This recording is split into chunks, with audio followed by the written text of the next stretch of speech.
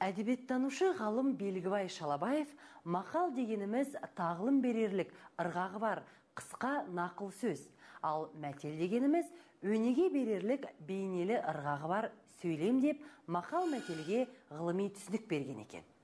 Армысыздар ардақты көрермен, 9-шы сыныпқа арналған қазақ әдебиеті бағдарламасында мақал мәтелдер жұмбақтардың өзіндік ерекшеліктермен танысатын боламыз. Қазақ мақал мәтелдерінің арғы түбі сонау Орхон Енесей жазба ескерткіштерінен бастап алады. 12-13 ғасырлардан бізге жеткен жазба ескерткіштердің тілінде мақал мен мәтелдер көптеп кездеседі. Мысалы, Орхон жазбаларында бастыны еңкейтіп, тізеліні бүктірген, өлімнен ұят күшті деген мақал мәтелдерді оқуға болады. Махмуд Қашғаридің Диуани лұғат ат-түрк сөздігінен ұлы болсаң кішік бол, халық үшін бәлік бол, ал құтадығу біліктен біліп сөйлеген білекке саналар, білімсіз сөз өз басын жояр дейтін мақал мәтелдерді кездестіруге болады. Бұл деректерге сүйене отырып мақал мәтелдердің көне заманнан ақ қолданыста болғанына көз жеткіземіз. Мақал мәтелдер негізінен халық аузында ауызша сақталған. Ал оларды нақты жинап, қағаз бетіне түсіру, баспасөз беттеріне жариялау 18-ші ғасырдың екінші жартысынан басталды. Қазақтың мақал мәтелдерін алғаш қағаз бетіне түсірген ғалым Шоқан Уәлиханов.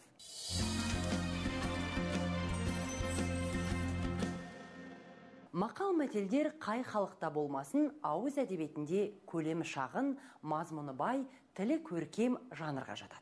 Мақал мәтел халықпен бірге жасайды. Біреулер ескіріп, қолданыстан шығып жатса, екіншісі жаңадан қосылып жатады. Халық шығармасының басқа түрлері сияқты мақал мен мәтелді де әуелде жеке адамдар шығарды. Оны біреуден біреу естіп таратады. Көбінесе екі тармақтан құралады. Бірінші тармағында ойдың түп нұсқасы пайымдалады. Екіншісінде ой қорытындыланып түйінделеді. Сондай-ақ мақал сөздер тура және ауыспалы мағынада қолданылады. Қазақ әдебиетінде өзіндік орны бар ауыз әдебиетінің бір үлгілері ол мақал мен мәтелдер.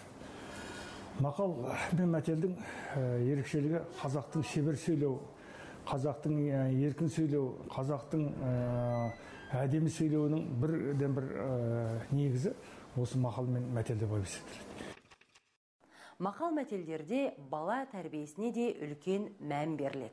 Қызда сұрай алмаған күң етеді, ұлда сұрай алмаған құл етеді деген мақал мәтелдердің мәнісі жас ұрпақты жақсылыққа баулу. Жастарға өнер, білім, тіл үйретуде мақал мәтелдердің маңызы аса зор. Өнер бұлақ, білім шырақ. Білікті бірді жығады, білімді мыңды жығады деген мақалдар өнер білім егеруге үндейді. Өнер білімге арналған мақал мәтелдерде баланың ақыл ойын жетілдіруге, мінез құлқын түзеуге айрықша көңіл бөлінген. Оған қоса мақал сөз салмағын сезінуге тәрбиелейді. Ойнап сөйлесеңде ойлап сөйле деген мақал ақылмен зерделеп сөйлеуге үйретеді. Сөз күшті, қуатты, құдіретті қару. Халқымыз ойға олақ, сөзге шорқақ жанды, әжуалап, аз сөйлеп, көп ойлап, логикаға жүгініп отыру қажеттігін тіл тас жарады, тас жармаса бас жарады, сөз сүйектен өтеді деген сияқты мақалдармен ескертіп отырған. Ал мал баққанға бітеді, малды тапқанға бақтыр, отынды шапқанға жақтыр. Атадан ұл туса игі, ата жолын қуса игі сынды мақал мәтелдер жас ұрпақты кәсіпке, еңбекке баулайды. Мақал мәтелдер өте терең мағыналы, бейнелі сөздер арқылы жұртқа ғибрат, сабақ, тәрбие береді. Адамдарды ар-намысты болуға, адамгершілікті қастерлеуге, еңбекшіл, ақыл парасатты, төзімді, ынсапты, иманды болуға шақырады. Мақал мәтелдердің өсиеттік маңызы, иландыру қуаты өте күшті. Себебі мақал мәтелдер халықтың ұзақ жылдық тұрмыс тәжірибелерінің қорытындысы негізінде жинақталған. Сондықтан мақал мәтелдердің оқушының сөйлеу қабілетін жетілдіруде рөлі өте зор. Қазақ шешендікке құмар. Ол сөз өнерін, әсіресе әзіл оспақты қатты сүйеді. Шоқан Уәлиханов.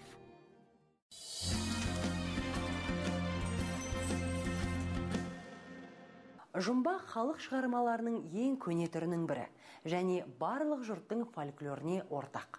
Ерте заманда пайда болғанмен жұмбақ бергі заманда да, тіпті бүгінгі біздің дәуірімізде де маңызын жойған жоқ.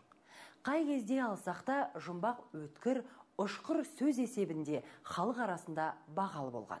Жұмбақты тапқырлық сөз ретінде әрі саяси құрал есебінде жауға қарсы қолданған. Қазақ сөз өнерінің ішінде өзіндік орны бар тағы жанрдың бірі ол жұмбақтар. Бұл бірінші жағынан адамның сөз шеберлігін, жаңағы жыр шығару шеберлігін, өлең шығару шеберлігін жетілдірсе, екіншіден адамның ойлау қабілетін қалыптастырады.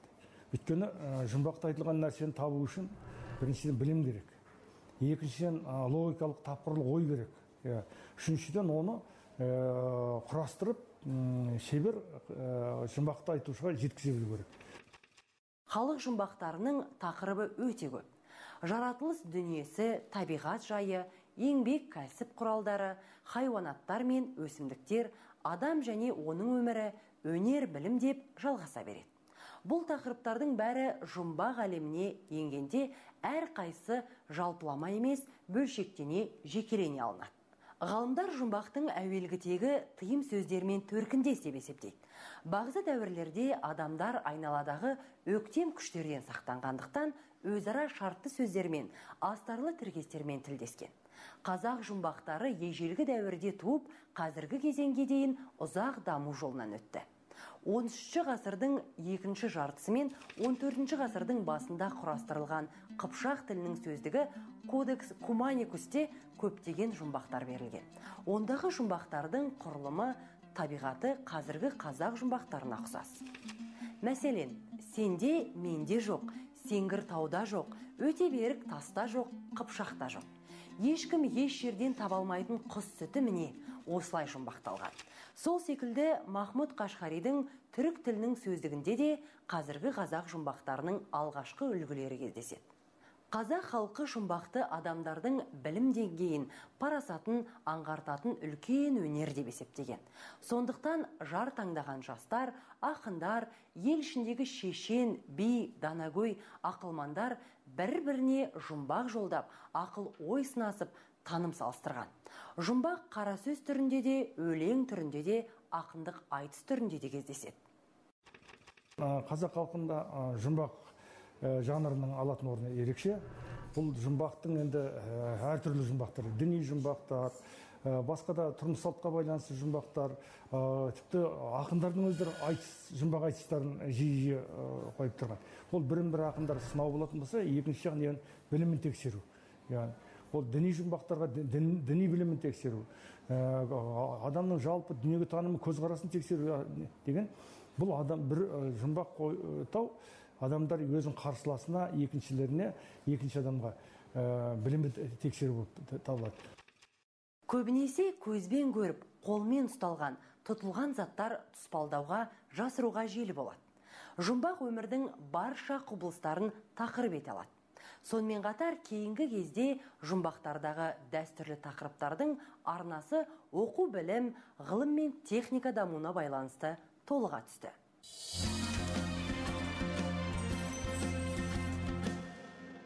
Орхон Енисей жазба ескерткіштерінен бастау алатын мақал-мәтелдердің жас ұрпақты адамгершілікке, адалдыққа тәрбиелеуінде маңызы зор. Ал жұмбақ баланың ойының ұшқыр болуына, тез ойланып шешім қабылдауға үйретеді. Қадірменді көрермен, осымен бағдарламамыз аяқталды. Мен сіздермен келесі бағдарламаға дейін қоштасамын.